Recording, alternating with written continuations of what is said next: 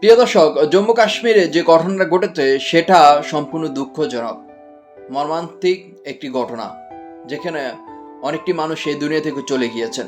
কিন্তু আমি এখানে কিছু রহস্য বা কিছু ঘটনা আপনাদের সাথে শেয়ার করবো, জাস্ট আপনারা পরবর্তীতে এটার মূল্যায়ন করে কমেন্ট করবেন। 1 নম্বর পয়েন্ট হচ্ছে, নরেন্দ্র মোদী, ভারতের প্রধান নরেন্দ্র মোদী সৌদি আরবে সফরে ছিলেন। 2 নম্বরে সেখানমন্ত্রী অমিত শাহ নাকি জম্মু কাশ্মীরে ছিলেন তখন। তৃতীয়ত হচ্ছে, ভারতে মুসলমানদের যে সম্পদগুলো রয়েছে সেগুলো সংসদে ইতিমধ্যে হিন্দুদের দখলে চলে গিয়েছে। হিন্দুরা মুসলমানদের উপর সেখানে নির্যাতন চালাচ্ছেন। ইন্ডিয়া যুক্তরাষ্ট্র এবং ইসরায়েলকে সাপোর্ট দিচ্ছেন। জাস্ট আমি কয়েকটা পয়েন্ট তুলে ধরছি, এবার মূল্যায়ন করা।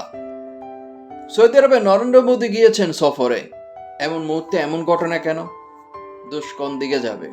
অমিত শাহ যে প্রধানমন্ত্রী, সে কেন জম্মু কাশ্মীরে থাকবে এমন সময়?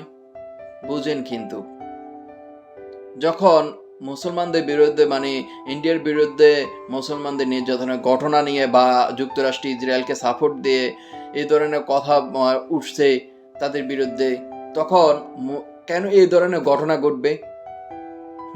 বাবার বিষয় ভাই, এখানে রহস্যজনক ঘটনা, বুঝছেন? যারা বোঝে তারা বোঝে, যারা বোঝে না তারা বোঝে না। আমি আর কিছু বলবো না, জাস্ট আপনাদেরকে এগুলাই বললাম যেন আপনারা বোঝেন।